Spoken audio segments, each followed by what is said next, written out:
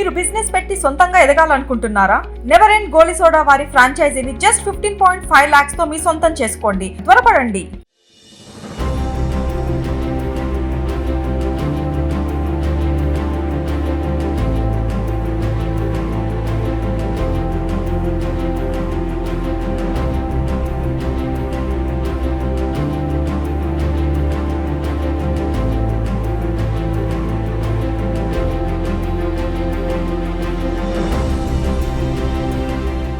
Hello నమస్తే. ఇప్పుడు మన ఉస్మానియా యూనివర్సిటీ ఆర్ట్స్ కాలేజీ ప్రాంగణంలో ఉన్నాం. ఈ మధ్యకాలంలో హైయర్ ఎడ్యుకేషన్ ఉన్నత విద్యా మండలి చైర్మన్ బాలకృష్ణారెడ్డి గారు నిన్న మొన్న ఒక కీలకమైన ప్రకటన చేశారు. నాణ్యత లేని ఇంజనీరింగ్ కాలేజీల సీట్లు కట్ చేస్తాం ఈసారి, కాబట్టి జాగ్రత్తగా ఉండాలని హెచ్చరించాడు ప్రైవేట్ ఇంజనీరింగ్ కాలేజీని. అదేవిధంగా ఆ కంటెక్స్ట్లో చూస్తే మనకి ఉస్మానియా యూనివర్సిటీలో కూడా ఎంబీఏ ఎంసీఏ కాలేజీలు నాణ్యత లేకుండా దాదాపు 21 కాలేజీలు ఉన్నాయని చెప్పి వాటిపైన ఫిర్యాదు చేసి ఫిర్యాదు ద్వారాగా ఉస్మానియా యూనివర్సిటీతోని నోటీసులు కూడా పంపించిన చరిత్ర మన ఉస్మానియా యూనివర్సిటీలో గత 3-4 నెలల నుంచి నడుస్తుంది. 21 కాలేజీలు అసలు నాణ్యత లేదు, స్టాఫ్ లేరు, విద్యార్థులు క్లాసులు ఉండవు, ఏది లేకుండా కూడా కాలేజీలు రన్ అవుతున్న పరిస్థితి. ప్రభుత్వం నుంచి అనేక ఫీజు రీయింబర్స్మెంట్ స్కీములు తీసుకుంటున్న పరిస్థితి పైన మాసారం ప్రేమ్ కుమార్ అని సిజేఎస్ రాష్ట్ర అధ్యక్షుడు దానిపైన పోరాటం చేసిండు. ఆ పోరాటం ఫలితంగానే ఆ 21 కాలేజీలకు నోటీసులు పోయినాయి. ఇప్పుడు ఉస్మానియా యూనివర్సిటీ దానిపైన చర్యలు తీసుకునే చర్యలకి ఉపక్రమించింది అనేది ఒక చర్చ నడుస్తుంది. ఏదైతే ఆ కంప్లైంట్ 21 కాలేజీల పైన చేసిన ఎంసీఏ కాలేజీల పైన చేసిన మాసారం ప్రేమ్ కుమార్ మనతో పాటు ఉండరు. అసలు ఏంటి ఆ కాలేజీలు, ఎట్లా నడుస్తున్నాయి, ఆ కాలేజీలు ఎన్ని కాలేజీలు, దానిపైన ఏం చర్యలు అయినాయి, ఇప్పటివరకు జరగబోయే చర్యలు అయిందనే విషయాన్ని వారిని అడిగి తెలుసుకునే ప్రయత్నం చేద్దాం. నమస్తే సార్. నమస్తే. చెప్పండి ప్రేమ్ కుమార్ గారు. ఇప్పుడు ఉన్నత విద్యా మండలి చైర్మన్ బాలకృష్ణారెడ్డి గారు మొన్న ఒక ప్రకటన చేశారు. ఇంజనీరింగ్ కాలేజీలు నాణ్యత లేకపోతే సీట్లు కట్ చేసి పడేస్తామని చెప్పి ఒక రకంగా వార్నింగ్ ఇచ్చింది. ఈ కంటెక్స్ట్లోనే మీరు కూడా ఎంబీఏ ఎంసీఏ కాలేజీల పైన ఉస్మానియా యూనివర్సిటీ పరిధిలో నడిచే కాలేజీల పైన కంప్లైంట్ ఇచ్చారు. దాంట్లో ఒక 21 కాలేజీలు నాణ్యత లేదు, కనీసం స్టాఫ్ లేరు, కనీస ప్రమాణాలు పాటించట్లేదని నోటీసులు కూడా ఇచ్చారు. ఏ కాడికి వచ్చింది, ఏమైంది అసలు? ఆ నాణ్యత లేనిది, ఆ నిబంధనలు ఏమున్నాయి, అసలు ఏంటి? యాక్చువల్గా ఎంబీఏ ఎంసీఏ కాలేజీల మీద మనము ఒక 2 నెలల క్రితము కంప్లైంట్ చేయడం జరిగింది. కంప్లైంట్ ఏ పర్పస్లో చేశామంటే, ఇప్పుడు సేమ్ మీరు అన్నట్టు బాలకృష్ణారెడ్డి గారు ఏదైతే స్టేట్మెంట్ ఇచ్చారో అదే స్టేట్మెంట్ ఎంబీఏ ఎంసీఏ కాలేజీలు, యూనివర్సిటీకి పరిధిలో ఉన్నటువంటి ఎంబీఏ ఎంసీఏ కాలేజీలకు అప్లికేబుల్. ఎంబీఏ ఎంసీఏ కాలేజీలు ఎంత దారుణంగా ఉన్నాయంటే, అక్కడ స్టాఫ్ ఉండరు, స్టూడెంట్స్ వెళ్ళరు, fake salaries, fake staff, teaching ఉండరు, నాన్ టీచింగ్ ఉండరు, ఇట్లాంటి తతంగం నడుస్తుందని చెప్పేసి దాదాపు నేను 21 కాలేజీల మీద కంప్లైంట్ పెట్టడం జరిగింది. 21 కాలేజీలు ఎంబీఏ ఎంసీఏ కాలేజీలు మన యూనివర్సిటీ పరిధిలో ఉన్నటువంటి అన్ని కళాశాలలకు ఆల్రెడీ నోటీసులు కూడా ఇవ్వడం జరిగింది. నోటీసులు ఇచ్చారు. ఇప్పుడు చర్యలకు కూడా రంగం సిద్ధం చేస్తారు. ఇప్పుడు కొత్త వీసీ గారు వచ్చారు కదా, న్యాక్ నిన్న మొన్న దాకా న్యాక్ నడుస్తున్నది. ఆ న్యాక్ అయిపోయింది, ఆల్రెడీ 3-4 days అయింది అది అయిపోయి కూడా. అది అయిపోగానే ఇప్పుడు సిద్ధం కూడా చేస్తున్నారు. దానికి కొత్త వీసీ కూడా దానికి ఎట్లాంటి నిబంధనలు ఉల్లంఘించారని మీ దృష్టికి ఎట్లా వచ్చింది? కంప్లైంట్ ఏం చేశారు? జనరల్గా ఏంటంటే అండి, మన యూనివర్సిటీ పరిధిలో దాదాపు 107 ఎంబీఏ అండ్ ఎంసీఏ కాలేజీలు ఉన్నాయి. ఏఐసిటీ నిబంధనల ప్రకారంగా ఏదైనా ఒక కాలేజీ నిర్వహించాలంటే MBA college or MCA college దాదాపు ఏంటంటే ఒక ప్రిన్సిపల్గా ఒక ప్రొఫెసర్ ఉండాలి, అసిస్టెంట్ ప్రొఫెసర్స్ ఉండాలి, అసోసియేట్ ప్రొఫెసర్స్ ఉండాలి. ప్రిన్సిపల్గా ప్రొఫెసర్ ఎవరైతే ఉంటారో ఆ ప్రొఫెసర్కి, ప్రిన్సిపల్గా ఉన్నట్టు అతనికి 10 years ఎక్స్పీరియన్స్ ఉండాలి. తర్వాత అసోసియేట్ ప్రొఫెసర్లకి 5 years ఎక్స్పీరియన్స్ ఉన్న అసోసియేట్ ప్రొఫెసర్ 2 ఉండాలి, ఒకరు అసిస్టెంట్ ప్రొఫెసర్ ఉండాలి. తర్వాత కాంట్రాక్ట్ బేసిక్లో ఉన్న వాళ్ళు కానీ లేదంటే పిహెచ్డి అయిపోయిన వాళ్ళు ఆ స్థాయిలో దాదాపు ఒక 2-3 ఉండొచ్చు. సో ఈ తతంగం అంతా కూడా ఈ కాలేజీలలో ఉండదండి. ఇది పక్కన పెడితే నాన్ టీచింగ్ ఎవరు ఉండరు అక్కడ. ఒక కంప్యూటర్ ఆపరేటర్ ఉంటాడు, ఒక అటెండర్ ఉంటాడు. స్టూడెంట్స్ కాలేజీలకు వెళ్ళరు, ఏ ఒక్కడు కూడా అడ్మిషన్ రోజు వెళ్తారు, తర్వాత మళ్ళీ ఎగ్జామ్స్ రాయడానికి వెళ్తారు. అట్లాంటి నిబంధనలు వైలేట్ చేస్తారని చెప్పేసి నేను వీసీ గారి దృష్టికి తీసుకెళ్ళాను. మీరు ఎన్ని కాలేజీల పైన కంప్లైంట్ చేశారు? దాదాపు 21 కాలేజీలు. చేసింది 21? చేసింది 21 కాలేజీ. 21కి నోటీసులు పోయినాయి. 21కి నోటీసులు పోయినాయి. ఏమని నోటీస్ ఇచ్చారు అంటే? అదే మీరు ఏదైతే ఇప్పుడు జనరల్గా వాళ్ళ దగ్గర ఉన్నటువంటి కాలేజీలలో పనిచేస్తున్న ఎవరైతే స్టాఫ్ ఉన్నారో ఆ స్టాఫ్ ఎవరు కూడా అక్కడ నిజానికి లేరు. ఆహా. వీళ్ళు రిక్రూట్ చేసుకునేటప్పుడు స్టాఫ్ పెడతారు.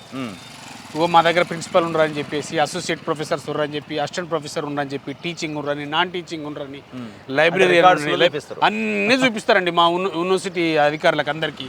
ఆ లిస్ట్ ప్రకారంగా ఎవడున్నాడు. సో అందుకని నీకు వైలేట్ చేసినారు.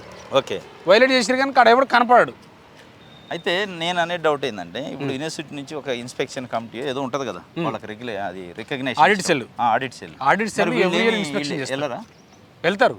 వెళ్ళినప్పుడు ఆడు ఉంటారా? రికార్డులో చూపిస్తారు. అద్భుతంగా అండి, మంచి పాయింట్ ఇది.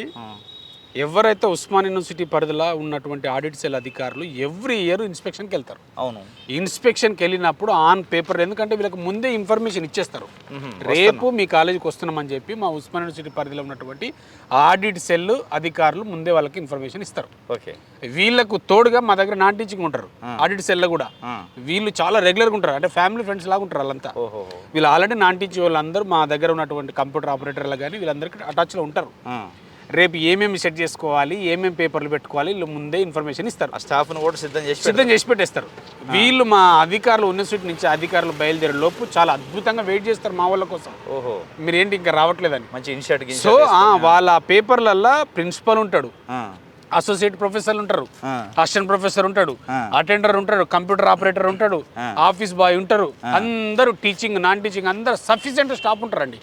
వీళ్ళు వెళ్ళేసరికి అందరు సఫిషియెంట్ స్టాఫ్ ఉంటారు. ఓకే, ఇట్లా చూస్తే మొత్తం అందరూ లైన్లో కనపడతారు. అంటే ఇప్పుడు ఏది పోలీసు వాళ్ళు గట్ట దొంగ కోసం సైరన్ వేసుకొని పోయినట్టు. అంతే, సైరన్ వేసుకొని పోతే దొరకరు కదా దొంగలు. దొరక, అందుకే వీళ్ళు మా వాళ్ళు అట్లే ఉండదు, సైరన్ ఏమి వేయరు, ముందే చెప్పేస్తారు. సైరన్ అంటే అదే చెప్పడం అంటే సైరనే కదా మా వాళ్ళు ముందే. అంతే, కరెక్టే. అంటే కాకుండా ఏంటంటే అక్కడనేమో సైరన్ వేస్తే పారిపోతారు, ఇక్కడ వీళ్ళు సైరన్ వేయగానే అక్కడ అవైలబుల్గా ఉంటారు. మేము వస్తున్నాం, మీరు రెడీ చేసుకోవడం కానీ అన్ని సిద్ధం చేసి పెడతారు. ఫుల్ స్టాప్ ఉంటుంది. ఓకే, మా అధికారులు అవాక్ అయిపోవాలి. గమ్మత్ ఏంటంటే మా అధికారులకు కూడా తెలుసు అంతేనా ఆ స్టాఫ్ రియల్ స్టాఫ్ కాదు, తెలుసు 100% తెలుసు. వీళ్ళకి ఏమైనా ముడతాయా? ముడతాయి అనేది నేను చెప్పొద్దు. అంతేనా? కాలేజీలో అడిగితే చెప్తారు, అక్కడ ఉన్న స్టాఫ్ని అడిగితే చెప్తారు. ఇప్పుడు విద్యార్థులు జాయిన్ అవుతారు, మీరు అంటున్నారు అసలు స్టూడెంట్స్ రారు కాలేజీకి, రాకుండా అటెండెన్స్ చేసినట్టు చేస్తారని. మరి వాళ్ళు ఏమైనా ఫీజు తీసుకుంటారా ఏంది కాలేజీలో, ఎట్లా ఎలో చేస్తారు? జనరల్గా ప్రాజెక్ట్ రిపోర్ట్ రాసేటప్పుడు సబ్మిట్ చేయాలి, జనరల్గా స్టూడెంటే సబ్మిట్ చేయాలి ప్రాజెక్ట్ రిపోర్ట్. స్టూడెంట్ బదులు ప్రైవేట్ మేనేజ్మెంట్ ఆ స్టాఫే ప్రాజెక్ట్ రిపోర్ట్ను సబ్మిట్ చేస్తారు. స్టూడెంట్కి అసలు ఏం తెలియదు, స్టూడెంట్ రానియరాలు చాలా మర్యాదగా చూసుకుంటారు స్టూడెంట్ని. అంతేనా? స్టూడెంట్ మీరు ఇంటి దగ్గరే ఉండండి, మీరు ప్రైవేట్గా జాబ్ చేసుకోండి, మీరు రావద్దు, వీళ్ళే చెప్తారా? మీ బదులు మేము చేస్తాము, మేమున్నాము. మరి మేమున్నామంటే మరి ఏం చేయాలి సార్? మేమంటే మీరు ఏం లేదు, అమౌంట్ పంపాలి. 5,000, 6,000, 7,000 నుంచి 10,000 వసూలు చేస్తారు. ప్రాజెక్ట్ రిపోర్ట్ వాడెక్కడో జాబ్ చేసుకుంటాడు, దుబాయ్లో ఉంటాడు, ఆయన ప్రాజెక్ట్ రిపోర్ట్ అంతా వీడు సబ్మిట్ చేస్తాడు. మా వాళ్ళు మేనేజ్మెంట్ వాళ్ళు ఓకే, వీళ్ళు చూసుకుంటారు ఇదంతా తతంగం అంతా. అంతేనా? మరి దానికి ఎక్స్పెండిచర్ ఉంటుందిగా. అంటే ఇది ఒక పెద్ద మాఫియా. ఇంత తతంగా నడుస్తున్నా మా అధికారులు ఏమో చూడనట్టు పోయి పెళ్లికి పోయి భోజనం వచ్చినట్టు వస్తున్నారు. ఇప్పుడు ఆడిట్ సెల్ అంటే సరే మీరు అంటున్నారు మాఫియా, వాళ్ళకి ఫ్యామిలీ రిలేషన్స్ లెక్క ఉంటాయని. అవును, ఏఐసిటీ అనేది ఒకటి ఉంటుంది కదా. అవును, దానికి కొన్ని నిబంధనలు ఉంటాయి. మరి వాళ్ళు ఏం పరిశీలించరా అసలు ఏం నిబంధనలు ఉన్నాయి ఏఐసిటీ? వాళ్ళు చాలా తక్కువ అండి రావడం ఇక్కడ, ఎందుకంటే ఆన్ పేపర్లోనే వాళ్ళు ఇక్కడ నుంచి అప్లై చేస్తారు. ఓహో, ఆన్లైన్లో. సో మనకు ఇన్స్పెక్ట్ చేయాల్సింది ఎవరంటే యూనివర్సిటీ అధికారులు, వీళ్ళు స్థానికంగా ఉన్న వాళ్ళు. అవును, ఇక్కడి నుంచి వీళ్ళు డాటా ఏం చేస్తారంటే ఏఐసిటీకి పంపుతారు, అంత రిపోర్ట్ ఇస్ గుడ్ అని పంపించేస్తారు. ఏమున్నాయి అసలు యూనివర్సిటీ ఇచ్చే రిపోర్ట్ మీద ఏఐసిటీ నిబంధనలు ఏమున్నాయి? ఏఐసిటీ నిబంధనలు అయితే చెప్తున్నా కదా నేను, అంటే యాజ్ పర్ రూల్ ప్రకారంగా చెప్తున్నా. ఇప్పుడు ఏ కాలేజ్ అయినా పెట్టుకోండి, 80 సీట్ల, 120 సీట్ల, లేకపోతే 180 సీట్ల, ఏ కాలేజ్ ఒకటి తీసుకున్నా కూడా ఖచ్చితంగా ఒక ప్రొఫెసర్ ఉండాలి, ప్రిన్సిపల్గా ఉండాలి, 2 అసోసియేట్ ప్రొఫెసర్లు ఉండాలి, 5 years ఎక్స్పీరియన్స్ తోటి, 2 years ఎక్స్పీరియన్స్ తోటి అసిస్టెంట్ ప్రొఫెసర్ ఉండాలి, నాన్ టీచింగ్ సబ్జెక్ట్గా ఉండాలి. ఇదంతా ఎవరు లేడు. పిల్లలు అటెండెన్స్ కంపల్సరీ, పిల్లలు కాలేజీకి రావాలి, రోజు తరగతులు చెప్పాలి, ఇవేవి లేవు. ఇవన్నీ వైలేషన్ ఆఫ్ ఏఐసిటీ కదా. ఇంకేముంది, నిబంధనలన్నీ ఉల్లంఘించినందుకు దానికి ఛార్జ్ ఉంటుంది ఇక్కడ. దానికి యూనివర్సిటీ అధికారులు ఒత్తాసు పలుకుతారని చెప్పి మేనేజ్మెంట్ చెప్తారు, మేము అనడం కాదు. ఆన్ రికార్డ్స్ ఉన్నాయి, అవి ఆడిట్ సెల్ పైన ఆరోపణలు ఉన్నాయి, ఎంతెంత తీసుకున్నా మేనేజ్మెంట్ కూడా చెప్తారు. అంతేనా? వాళ్ళే చెప్తారు, ఆన్ రికార్డు ఉన్నాయి కదా. దాని సందర్భం వచ్చినప్పుడు అవి కూడా బయట పెడతాం. అంతేనా? 100% మేనేజ్మెంట్ బయట చెప్తాం. వాళ్ళు చెప్పినవి, వాళ్ళు మాట్లాడినవి మా కాడ రికార్డే ఉన్నాయి. వాళ్ళు మా వీసీ గారు మా ఇప్పుడు వచ్చిన కొత్త వీసీ గారు మాకు ఒకవేళ అనుమతి ఇస్తే మీ మీడియాలో రిలీజ్ చేస్తాం. అంతేనా? ఎవరు ఎంత డబ్బులు తీసుకున్నారు, ఇన్స్పెక్షన్ పోకుండా డబ్బులు తీసుకుంటారండి. ఓకే, ఇన్స్పెక్షన్ ఎందుకు అడిగి పోతే అవన్నీ చూపెట్టాలి కదా. అంత స్టాఫ్ను అంత స్టాఫ్ను వీళ్ళు సమకూర్చలేరు కనుక ఏం చేస్తారు, వాళ్ళు రాకుండా ఉండాలంటే కొంత అమౌంట్ ఇన్స్పెక్షన్కి ఏం వెళ్ళారు ఆఫీసర్లు. అట్లా చాలా కాలేజీలు ఉన్నాయి. ఇది ఎన్ని సంవత్సరాల నుంచి నడుస్తుంది? ఇట్లా కొన్ని ఏళ్ళ నుంచి నడుస్తుంది ఇదంతా. మరి గతంలో ఎప్పుడు కంప్లైంట్ చేయలేదు మీరు? గతంలో లేదు, నా దృష్టికి వచ్చింది రీసెంట్గా. ఇది రీసెంట్గా వచ్చి నాకు కూడా తెలియదు ఇంత తతంగా. నేను స్టడీ చేసి దాని మీద రిపోర్ట్ తెప్పించుకునేదాకా నేను అవాకైనా. ఎప్పుడు పోయిన వీసీ ఆధ్వర్యంలో, ఇప్పుడు కొత్తగా వచ్చిన వీసీ ఆధ్వర్యంలో భారీ ఎత్తున జరిగినాయి ఇవన్నీ. రవీంద్ర సార్ ఆధ్వర్యంలో భారీ ఎత్తున జరిగినాయి. ఆయనకు అందరికి అంటే తెలిసే జరిగింది, అధికారులకు జరిగింది, అందరి నోటీసులు తెలుసు. ఇంతకుముందు గతంలో కూడా మేము దీని మీద కంప్లైంట్ చేసినాం, లాస్ట్ ఇయర్ కూడా. No action. ఇప్పుడు కొత్త వీసీ వచ్చారు కదా, కొత్త వీసీ గారు వచ్చారు, ఆయన దృష్టికి తీసుకెళ్ళాము, ఆయనతోటి మాట్లాడినాం కూడా, మాట్లాడాము. ఈ విషయం అంతా చెప్పాము, ఆయన దృష్టిలో ఉంది. 100% దేనిపైన చర్యలు తీసుకోబోతున్నారు. ఈయన మీద మాకు నమ్మకం ఉంది. 100% ఇట్లాంటి తతంగాన్ని మళ్ళీ జరగనేడు, మళ్ళీ రిపీట్ కానియాడు. ఆడిట్ సెల్ అధికారులను కూడా మార్చే అవకాశాలు ఉన్నాయని మా దృష్టికి వచ్చింది. అంతేనా? 100% మారుస్తారు. ఈయన దగ్గర ఆ పప్పులు ఉడకవు. అంటే ప్రభావం పడదా? ప్రైవేట్ యాజమాన్యాలు ప్రభావితం చేయవా? ప్రభావితం చేయాలంటే మరి చేస్తే వాళ్ళు ఇప్పుడు ప్రైవేట్ మేనేజ్మెంట్ ప్రభావితం చేస్తే ప్రభావితం కావాల్సింది ఎవరు? వీసీ. అంతేనా? వీసీ అవుతాడా లేదా అనేది జనరల్గా అయితే నాకున్న ఇన్ఫర్మేషన్ అయితే ఆయన కాడు, ఏమైనా దగ్గర రానియాడు. భవిష్యత్తు తెలిసింది. గతంలో ఉన్న వీసీ తోటి ఉన్నంత అటాచ్ ఈయన ఎవరు ప్రైవేట్ మేనేజ్మెంట్స్ కానీ ప్రైవేటు కాలేజీల యాజమాన్యాలతో కానీ సంధి కుదుర్చడు, వాడిని కలవడానికి కూడా ఇష్టపడాడు. ఓకే. సో ఆ నమ్మకంతో మాకుంది. 100% దానిపైన చర్యలు తీసుకుంటాడు. 100% న్యాయం జరుగుతుంది. నేను స్ట్రైట్గా అడిగేది ఏంటంటే, యూనివర్సిటీ నిబంధనలో, ఏఐసిటీ నిబంధనలో దాన్ని పరిశీలించాల్సిన, తనిఖీ చేయాల్సిన ఏఐసిటీ మన యూనివర్సిటీ ఆడిట్ సెల్ అన్నీ తెలిసే నటించి అన్నీ ఉన్నట్టు రిపోర్ట్స్ రాశారు. కొంతమంది అసలు వెళ్ళకుండా కూడా వెళ్ళినట్టు రాశారు. ఇన్ని చేశారంటే అది ఒక క్రైమే 100%. మరి వాళ్ళపైన ఏం చర్యలు? మొత్తం కాలేజీలకి తూతూ మాత్రం నోటీసులేనా? అసలు ఆడిట్ సెల్ పైన చర్యలు ఉన్నాయి? అసలు యాక్చువల్గా ఏంటంటే ఇది అసలు లాజిక్ పాయింట్ ఇది. నేను ఈ విషయం పైన ఎవరెవరు ఇన్స్పెక్షన్ లేకుండా డబ్బుల కమ్ముడు పోయి వితౌట్ ఇన్స్పెక్షన్ సర్టిఫైడ్ చేశారో వాళ్ళ అధికారుల పేర్లతో సహా మా వీసీ గారికి చెప్పాను. వీసీ గారితో నేను డిస్కస్ చేసిన, ఎవరెవరో కూడా చెప్పిన. ఇంకా కావాలంటే ఆడియో రికార్డ్స్ కూడా పంపిస్తా ఆయనకి. 100% ఆడిట్ సెల్ జాయింట్ డైరెక్టర్స్ ఎవరైతే ఉన్నారో ఆ టీంలో, ఇన్స్పెక్షన్ పోయిన టీంలో ఎవరెవరైతే ఉన్నారో ఆ టీం అందరిపైన క్రిమినల్ కేసులు పెట్టాలి, వారిని సస్పెండ్ చేయాలి. బయటికి తెలవాలి ఇదంతా, బయటికి తెలవాలి. ఇంకొక ఆఫీసర్, ఎందుకంటే మీ వల్ల ఏం జరుగుతుంది ఇదంతా అంటే విద్యార్థులు నష్టపోతారు. అక్కడ పాఠాలు చెప్పట్లేదు, వ్యవస్థ నష్టపోతుంది, కాలేజీ నడవట్లేదు. కాలేజీ నడిపినప్పుడు ఎవరికి స్కిల్స్ ఎట్లా వస్తాయి పిల్లలకి? అంతే కదా. వీడు ఎక్కడ నీకు ప్లేస్మెంట్స్ ఎక్కడ వస్తున్నాయి? అవును. ఇప్పుడు మీరు బాలకృష్ణ రెడ్డి గారు మొన్న చెప్పారు 100లో 45% వస్తుందంట ప్లేస్మెంట్స్, మిగతా 60% ఎక్కడ పోతుంది? ఓకే. అంటే అన్యాయం జరుగుతుంది. స్కిల్స్ లేవు కదా, ఎందుకంటే నువ్వు పాఠాలు చెప్తలేవు. పాఠాలు చెప్పకపోవడం వల్ల ఎంబీఏ ఎంసీఏ కాలేజీలు నష్టపోయేది ఎవరు? పిల్లలు, విద్యార్థులు నష్టపోతారు. మీరు ఆడుతున్న డ్రామాలో వాళ్ళు నష్టపోతారు, గ్రామీణ ప్రాంత విద్యార్థులు వాళ్ళందరూ. మీరు వాళ్ళకి చదువు చెప్పకుండా మీరు ఏమైనా మేనేజ్మెంట్ మాత్రమే లాభపడుతున్నారు. ఫెలోషిప్లు వచ్చి అది స్కాలర్షిప్లు వచ్చినప్పుడు ఎత్తుకపోతారు అనామాతం. స్కాలర్షిప్లు వస్తలేవు కనుక విద్యార్థులకు అలవాటు చేసిరు వీళ్ళు. ఇట్లా విద్యార్థులకు అలవాటు చేసారు. మీకు ఫెలోషిప్ లేకపోయినా, స్కాలర్షిప్ రాకపోయినా రాకొచ్చినా మేము అడిగింది మీరు మాకు ఇవ్వండి, మేము కావాల్సిన ఫెసిలిటీస్ మీకు ఇస్తాం. ఇది వాళ్ళు చేస్తున్న తతంగం. ఇప్పుడు మీరు చేసిన కంప్లైంట్ ఉంది కదా, దానిపైన న్యూస్ పేపర్లో, టీవీలో అట్లా ఏమైనా వచ్చిందే? వచ్చిందండి. ఇప్పుడు ఇది వెరీ క్లియర్గా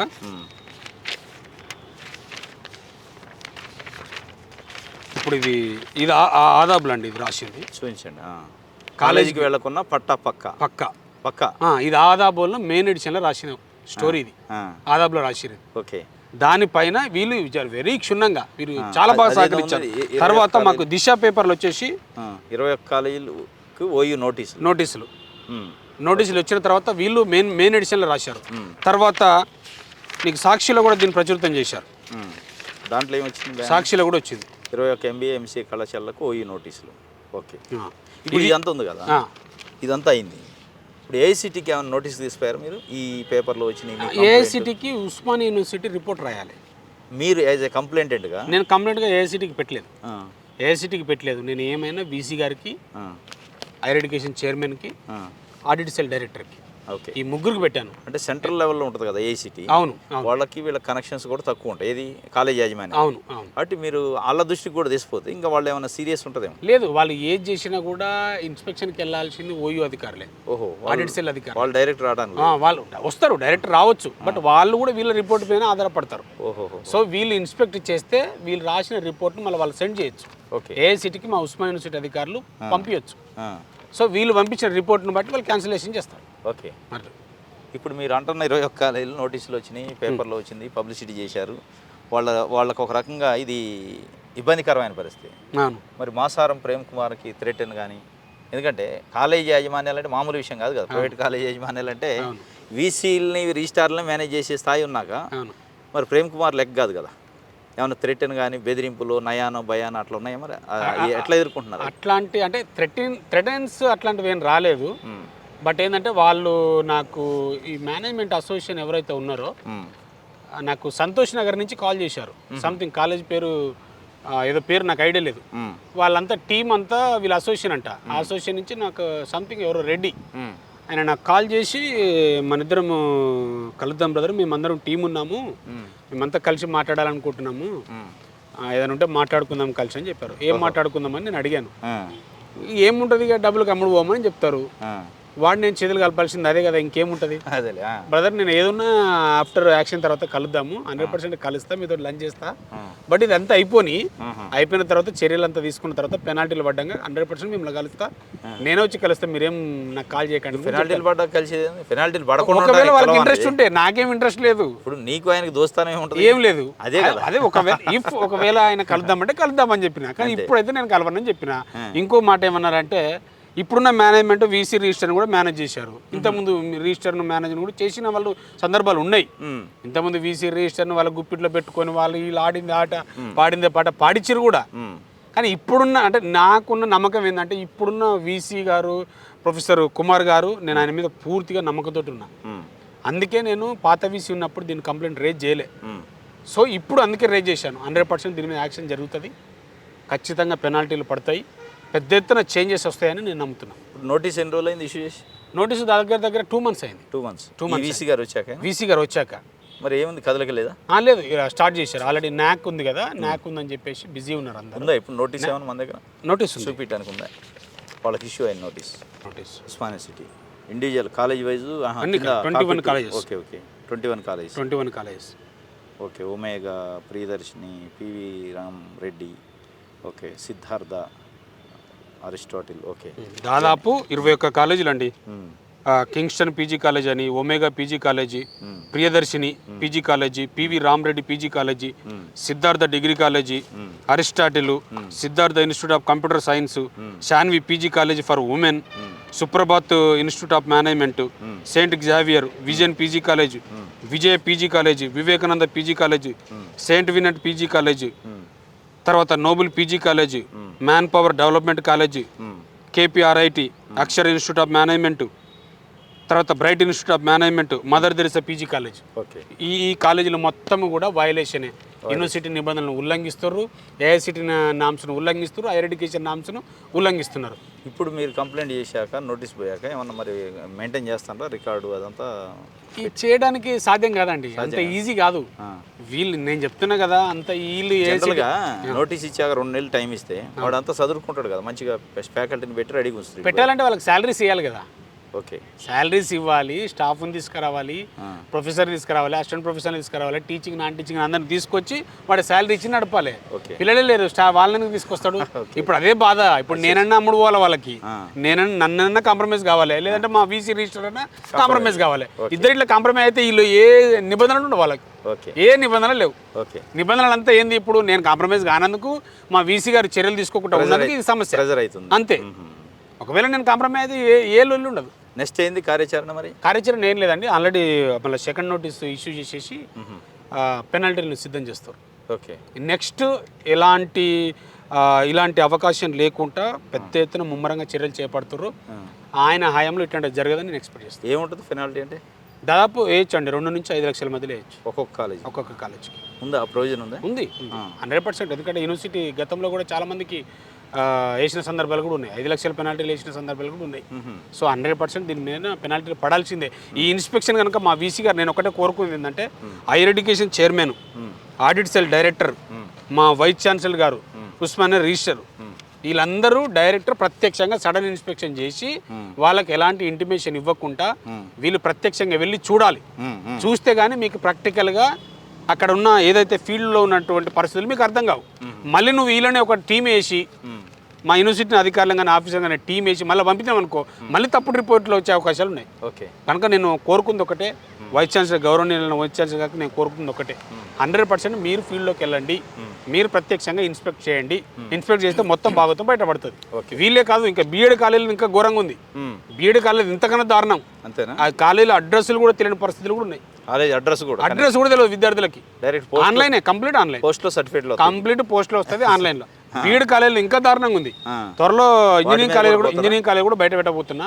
జేఎన్టీ పరిధిలో, ఉస్మానియా యూనివర్సిటీ పరిధిలో ఉన్నటువంటి engineering, all engineering college B category సీట్లు ఎట్లా అమ్ముకుంటుర్రు, ఎవడెవడు అమ్ముకుండు, ఎక్కడెక్కడ ఎవరెవరికి పైసలు ఇచ్చారు, ఏ అధికారులకు పైసలు ఇచ్చారు, మొత్తం బయట పెట్టబోతున్నా త్వరలో. Next plan engineering college. ఇప్పుడు ఈ మధ్యకాలంలో higher education chairman Balakrishna Reddy గారు కూడా ఇంజనీరింగ్ కాలేజీలు నాణ్యత లేకపోతే సీట్లు కట్ చేస్తారు. అవును, ఎట్లా చూస్తారు? ప్లస్ దాన్ని కంపేర్ చేస్తూ మీరు చేసిన ఎంబీఏ ఎంసీఏ కాలేజీలు కూడా అవును సీట్లు కట్ చేసే అవకాశం ఉందా? ఏమైనా ఉందా? సీట్లు అసలు యాక్చువల్గా సీట్లు కట్ చేయడం కాదు, దీంట్లో సీట్లు మూత వేయాలి. కాలేజీలో సీట్ అసలు కాలేజీలను ఓపెన్ చేయడానికి ఛాన్స్ లేదు. అట్లాంటి నిబంధనలు వైలేట్ చేసి రాను.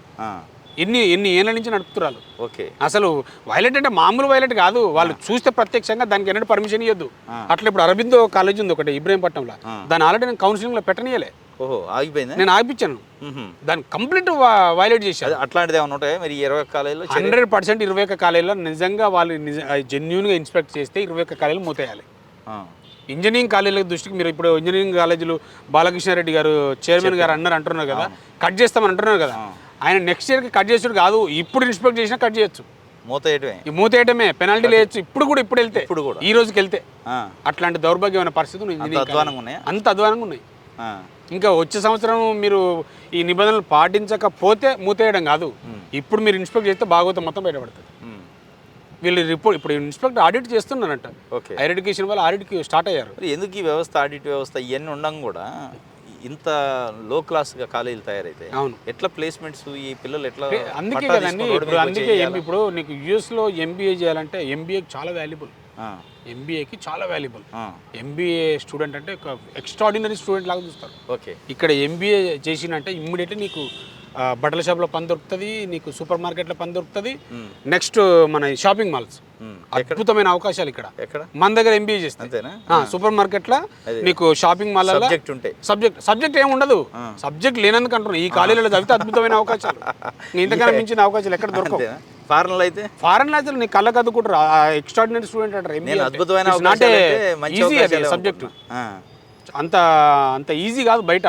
ఇప్పుడు మీరు అన్న డిమార్ట్లలో, సూపర్ మార్కెట్లు 10th ఫెయిల్ అయినా 10th పాస్ అయినా తీసుకుంటారు, దానికి ఎంబీఏ అవసరం. సార్ ఇప్పుడు ఎంబీఏ కాలేజీకి మేము చెప్తున్నాం కదా, మన ఎంబీఏ కాలేజీలో చదివిన వాళ్ళు దౌర్భాగ్యమైన పరిస్థితి ఏంటంటే, మీరు డిమార్ట్కి వెళ్ళండి, 10th క్లాస్ వాడు ఎంబీఏ వాడు ఒక్కడే పక్కనే ఉంటారు. ఓకే, మన ఎంబీఏల పరిస్థితి అది. నేను లైవ్ చెప్తున్నా, ఎందుకంటే చూసిన కాబట్టి చెప్తున్నా. మన డిమార్ట్లలో మీరు ఎక్కడన్నా వెళ్ళండి, 10th క్లాస్ పిల్లలు, ఇంటర్మీడియట్, డిగ్రీ వాడు, తర్వాత పీజీ వాడు కూడా అక్కడనే ఉంటాడు. ఎంబీఏ చేసిన కూడా అక్కడే ఉంటాడు. అది మనం ఇంకా ఎక్కడ స్కిల్, ఎక్కడ ప్లేస్మెంట్ వస్తుంది చెప్పండి? మీకు ఎక్కడ నాణ్యత ఉంది? హైయర్ ఎడ్యుకేషన్ చైర్మన్ అన్నది అదే, నాణ్యత లేదు, ప్లేస్మెంట్స్ ఎక్కడ పోతున్నాయి, కాలేజీలు ఏమంటారు వీటిని ప్రమాణాలు పాటించట్లేదు కనుక నాణ్యత లోపిస్తుంది. నాణ్యత లోపించినప్పుడు ఏమైతుంది? ప్లేస్మెంట్ ఉండదు. ప్లేస్మెంట్ ఉన్నప్పుడు పిల్లడు ఎక్కడ పోతాడు? నిరుద్యోగ సమస్య ఏర్పడుతుంది. వాడికి అనుకున్న ప్యాకేజ్ రాదు కదా వానికి. సో అది ఇప్పుడు మనం బాధపడుతున్నారు. సో అదంతా బాధపడే మీరు ముందల్నే నామ్స్ను వైలేట్ చేయకుండా మీరు ఇన్స్పెక్ట్ చేసేటప్పుడు చాలా జాగ్రత్తగా చేసి నిబంధనలు పాటించి మీరు ఆడిటింగ్ పర్ఫెక్ట్గా చేసి ఉంటే ఇంత ఇబ్బంది ఉండదు కదా. మీ పిల్లలు ఏమో అమెరికాలో చదువుతారు, మా వాళ్ళదే ఇంత గందరగోళం పరిస్థితి. ఓకే, ఇది ఇప్పుడు ఆడిట్ అధికారులు కానీ గతంలో చేసిన రిజిస్టార్లో ఇంకా మేనేజ్ అయ్యారు అంటున్నారు మీరు. కొంత మ్యానిపులేషన్ గురయ్యారు, ప్రైవేట్ మేనేజ్మెంట్ వాళ్ళు మేనేజ్ చేశారని. వాళ్ళపైన మీరు ఏం చర్యలు తీసుకోవాలని డిమాండ్ చేస్తాం? ప్రైవేట్ మేనేజ్మెంట్ గవర్నమెంట్ ఇక్కడ ఎవరైతే ఆడిట్ సెల్ నుంచి అసలు నేను ఏమంటున్నానండి, వాళ్ళ మీద వాళ్ళ నిర్లక్ష్యం వల్లనే కదా 100% వాళ్ళకు తెలిసే జరిగింది. వాళ్ళ ఆధ్వర్యంలోనే జరుగుతున్నాయి కాలేజీలు, వాళ్ళ ఆధ్వర్యంలోనే కాలేజీలు నిర్వహిస్తున్నారు. వాళ్ళకు తెలియకుండా ఏ పని కూడా జరగట్లేదు. టీచింగ్ ఉన్నారా, నాన్ టీచింగ్ ఉన్నారా లేరా అన్న సంగతి మా ఆడిట్ సెల్ అధికారులకు తెలుసు. ఎందుకంటే ఇన్స్పెక్ట్ చేసేది వీళ్ళే కనుక. వీళ్ళ కన్సర్న్లో లేకుండా ఆ కాలేజీలు నడవవు. మీరు ఇన్నేళ్ల నుంచి మీ కన్సర్న్ నడుపుకుంటా మీరు సంవత్సరానికి ఎంత డబ్బులు కమ్ముడు పోయారు. ఎందుకు ఇట్లాంటి దుస్థితి తీసుకొచ్చారు? మీ ఇట్లాంటి వాళ్ళపైన 100% వీసీ గారు చర్యలు తీసుకోవాలి. ఇట్లాంటి అధికారులను మళ్ళీ ఎన్నడూ కూడా ఆడిట్ సెల్లకు ఎంటర్ చేయొద్దు. ఉన్నారు అసలు వాళ్ళు కొంతమంది పోయారు, రిటైర్ అయ్యి ఉన్నారు. ఇప్పుడు ఉన్నారు, ప్రజెంట్ కూడా అక్రమాలు చేసిన వాళ్ళు, అక్రమాలు సహకరించిన వాళ్ళు కూడా ఇప్పుడు ఉన్నారు. ఎవరెవరు చేసిన సంగతి కూడా వీసీ గారు కూడా చెప్పారా మీరు? చెప్పాను నేను. వీసీ గారు కూడా తెలుసు, ఆయన నోటీసులు కూడా ఉంది. సమయం సందర్భం వచ్చినప్పుడు బయట పెడతారు. 100% యాక్షన్ తీసుకుంటారు. దాన్ని నో డౌట్ పెట్టాలి. ఓకే, ఇప్పుడు ప్రధానంగా లాస్ట్ క్వశ్చన్, ఇప్పుడు విద్యార్థులు ఎవరైతే ఎంబీఏ కానీ ఎంసీఏ కానీ ఇంజనీరింగ్ చదువుకోవాలనే విద్యార్థులకి ఎట్లా చూసుకోవాలి? ఇది మంచి కాలేజా కాదా? ఇప్పుడు నాణ్యత లేకుండా కొన్ని ఉన్నాయి అంటున్నారు, అది వాళ్ళకి ఏం సందేశం ఇస్తారు? నేను ఒకటే అంటున్నా, విద్యార్థులు ఎవ్వరు కూడా ఇట్లాంటి కాలేజీలలో చెక్ చేసుకోవద్దు. మీకు ఎలాంటి డౌట్ ఉన్నా కూడా ఉస్మాన్ యూనివర్సిటీకి రండి, ఆడిట్ సెల్లో ఎంక్వైరీ చేసుకోండి. ఎంక్వైరీ చేసుకున్న తర్వాతనే మీరు జాయిన్ కండి. ఎందుకంటే ఈడ మంచి మంచి కౌన్సిలర్స్ ఉన్నారు, ఆడిట్ సెల్ అధికారులు ఉన్నారు. వాళ్ళని మీరు ఎంక్వైరీ చేసుకోండి. ఏవి టాప్ కాలేజీలు, ఏవి నాణ్యత ప్రమాణాలను పాటిస్తున్నారు, ఎలాంటి కాలేజీల ప్లేస్మెంట్స్ ఉన్నాయి, 1కి 2 సార్లు చెక్ చేసుకొని మీరు జాయిన్ కండి. అంతే తప్ప మీరు కాలేజీకి వెళ్ళకున్నా మాకు ఈడ అవకాశం ఉంది కనుక, మాకు అటెండెన్స్ లేకున్నా మాకు ఎగ్జామ్ రాయనిస్తున్నారు కనుక మీరు ఇట్లాంటివి దాంట్లో జాయిన్ అయితే మాత్రం మీరు నష్టపోవడం తప్ప యూజ్ ఉండదు. No use. ఇది. Thank you sir. Thank you. ఇది ప్రేమ్ కుమార్ గారు చెబుతుంది. 21 కాలేజీలని భరతం పట్టాల్సిందే, ఎట్టి పరిస్థితులు వదిలిపెట్టే ప్రసక్తే లేదు. అసలు సీజ్ చేయాలి, లేదంటే ఫైన్ అయినా. వీటికి సహకరించిన అధికారులు ఎవరైతే ఉస్మాన్ యూనివర్సిటీ ఆడిట్ విభాగంలో ఉన్నారో వాళ్ళని తప్పనిసరిగా క్రిమినల్ కేసులు పెట్టాలి, సస్పెన్షన్ చేయాలి, వాళ్ళకు కూడా ఫైన్ వేయాలని వారు డిమాండ్ చేస్తున్న పరిస్థితి. భవిష్యత్తులో ఇంజనీరింగ్ కాలేజీలు, బీఈడీ కాలేజీలు కూడా ఇదే పరిస్థితి ఉన్నాయి. వాటి మీద కూడా అవసరమైతే కంప్లైంట్ చేసే పరిస్థితికి ముందుకు పోబోతున్నాం. భవిష్యత్తు కార్యాచరణ విద్యార్థులు చదువుకునే విద్యా సంస్థలని ప్రైవేటు ఆగడాలను అరికట్టడమే నా లక్ష్యము అని చెప్పి ప్రేమ్ కుమార్ గారు చెప్తున్న పరిస్థితి. ఇది స్పెషల్ ఇంటర్వ్యూ. Thank you.